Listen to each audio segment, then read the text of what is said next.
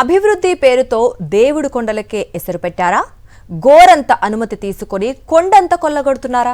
కూటమి సర్కార్ భక్తుల విశ్వాసం కంటే మైనింగ్కే పెద్దపీట వేస్తోందా? ఎన్నికల హామీలు ఒకటైతే ఇప్పుడు కనిపిస్తోన్న పరిస్థితి మరోలా ఉందా?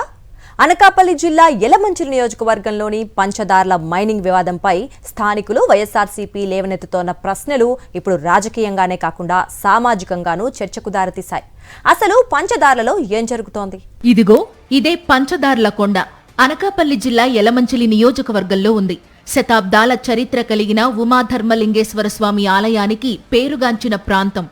అలాంటి పంచదార్ల కొండలపై కూటమి నేతల కన్ను పడింది. పవిత్ర కొండల్లో భారీగా తవ్వకాలు చేస్తున్నారు. మైనింగ్ కోసం తీసుకున్న అనుమతులకు మించి మరీ దోపిడీ చేస్తున్నారు.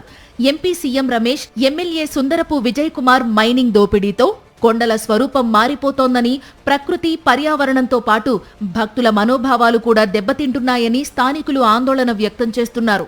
పంచదార్లతో పాటు 26 గ్రామాల ప్రజలు మైనింగ్ కు వ్యతిరేకంగా రిలే నిరాహార దీక్షలు చేపట్టారు.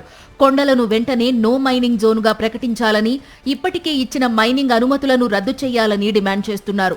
ఎన్నికలకు ముందు అనకాపల్లి జిల్లాను అభివృద్ధి పథంలో నడిపిస్తారని చెప్పిన బీజేపీ ఎంపీ సీఎం రమేష్ నేడు మైనింగ్ పేరుతో పచ్చని కొండలకు గుండు కొడుతున్నారని స్థానిక ప్రజలు ఆగ్రహం వ్యక్తం చేస్తున్నారు. ఎంపీ సీఎం రమేష్, ఎమ్మెల్యే విజయ్ కుమార్ వాటాలు వేసుకుని మరీ పంచదార్ల కొండలను అనకొండల్లా మింగేస్తున్నారని ఆరోపిస్తున్నారు. ఎంపీ, ఎమ్మెల్యే తీరును చూసి అనకాపల్లి ప్రజలు చీదరించుకుంటున్నారు. దేవుని కొండలను సైతం వదలకుండా మైనింగ్ కు పాల్పడడంపై మండిపడుతున్నారు. సనాతన ధర్మం పేరు చెప్పుకుని గుడిమెట్లు కడిగే పవన్ కళ్యాణ్ కు పంచదార్లలో జరుగుతున్న అక్రమ మైనింగ్ కంటికి కనిపించలేదా అని అనకాపల్లి జిల్లా ప్రజలు ప్రశ్నిస్తున్నారు. హిందుత్వం గురించి పదే పదే మాట్లాడే చంద్రబాబు ఎందుకు సీఎం రమేష్ మైనింగ్ పై నోరు మెదపలేదు అంటున్నారు. ఈ దోపిడీ వెనుక ప్రభుత్వ పెద్దల హస్తం కూడా ఉందని ప్రజలు అభిప్రాయపడుతున్నారు.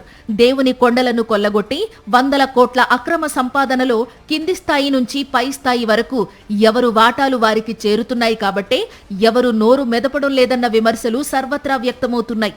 ఇటు అధికారుల తీరుపైన ప్రజలు మండిపడుతున్నారు. దేవుని సన్నిధిలో ఉన్న భూములకు మైనింగ్ అనుమతులు ఎలా ఇస్తారంటున్నారు. ఎన్నికలకు ముందు కూటమి నేతల మాయమాటలు నమ్మి మోసపోయామని ప్రజలు ఆవేదన వ్యక్తం చేస్తున్నారు. ఈ వ్యవహారంపై రాజకీయంగానూ మాటల యుద్ధం మొదలైంది. ఎంపీ సీఎం రమేష్, ఎమ్మెల్యే సుందరపు విజయ్ కుమార్ పై వైఎస్సార్ కాంగ్రెస్ పార్టీ తీవ్ర ఆరోపణలు చేస్తోంది. ధర్మ పోరాటం పేరుతో వైఎస్సార్ కాంగ్రెస్ పార్టీ చలో పంచదార్ల కార్యక్రమానికి పిలుపునిచ్చింది. మరిన్ని అప్డేట్స్ కోసం ఛానల్ ను సబ్స్క్రైబ్ చేయండి. నోటిఫికేషన్స్ కోసం బెల్ ఐకాన్ పై క్లిక్ చేయండి.